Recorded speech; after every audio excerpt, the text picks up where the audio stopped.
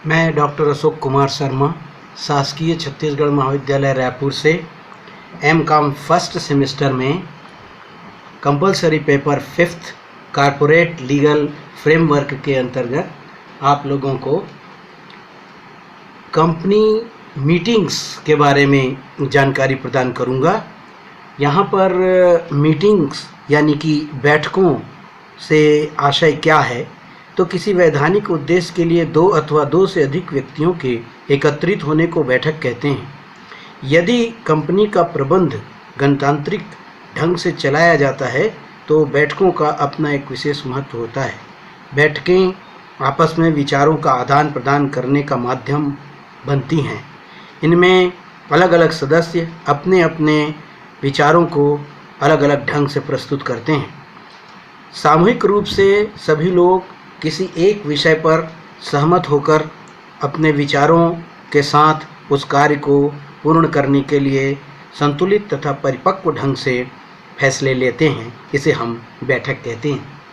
सामान्य रूप से कंपनी की जो बैठकें हैं वो दो प्रकार की होती हैं, एक शेयर होल्डर्स की मीटिंग और दूसरा अन्य मीटिंग्स।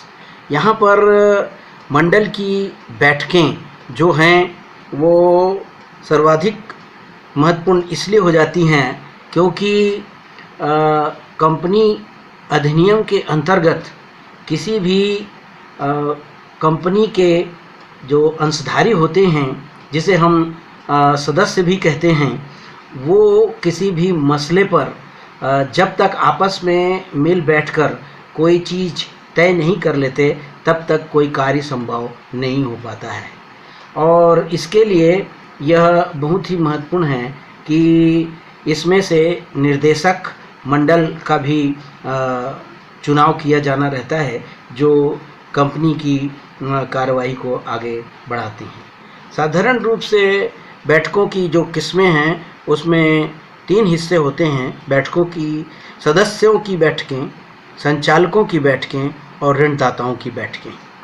सदस्यों की बैठक भी दो हिस्से में होती है, सामान्य सभाएं और क्लास मीटिंग्स यानी कि वर्ग सभाएं, या ऐसा कह सकते हैं कि पूर्वाधिकार अंशधारियों की बैठक। सामान्य सभा भी दो प्रकार की होती है, वार्षिक बैठक और असामान्य बैठक। अब देखिए, कंपनी के सामान्य व्यापार के संबंध में नीतियां निर्धारित करने और प्रबंध का सामान्य नियंत्रण बनाए रखने के लिए संचालक मंडल की बैठक बुलाना आवश्यक होता है। यह नियमित रूप से समय समय पर महीने में एक या दो बार बुलाई जा सकती है। संचालक मंडल के पास सारी शक्तियाँ होती हैं जिनको वो प्रयोग में लाते हैं। समिति की बैठकें जो है ये कंपनी अधिनियम के अंतर्गत कराना अनिवार्य है और विभिन्न मामलों की जांच पड़ताल करने के लिए इनकी बैठक की जाती है।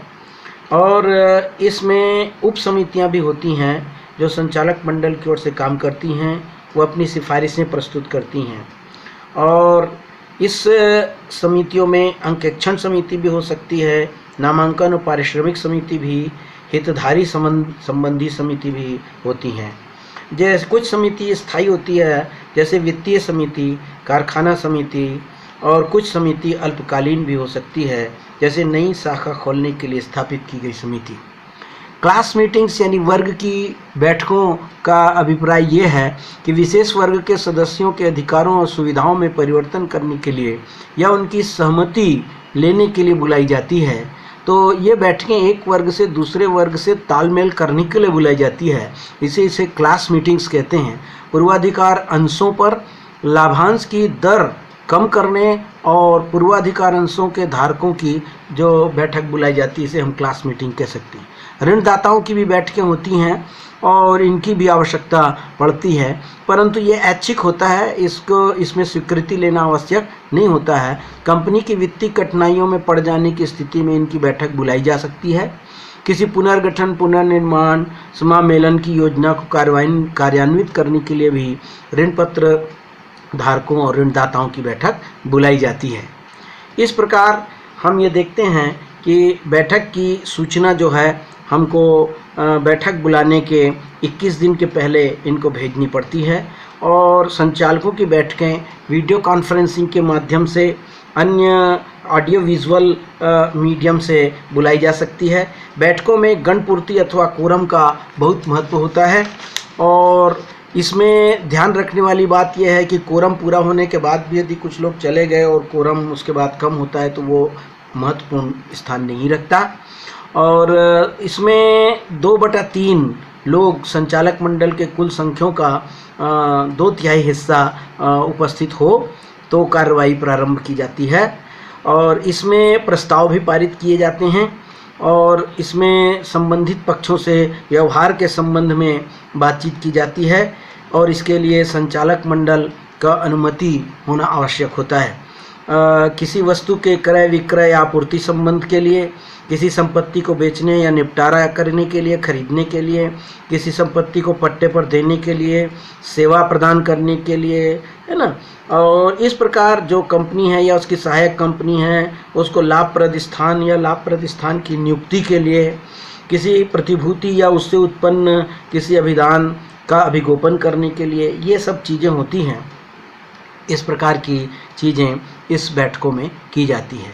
इसमें सूचीबद्ध कंपनी भी होती है ना, और अंशधारियों की बैठक भी सभाएं बुलाई जाती है, जिसे हम वार्षिक सामान्य बैठक या असाधारण सामान्य बैठक 2 हिस्सों में बांटते हैं। धन्यवाद।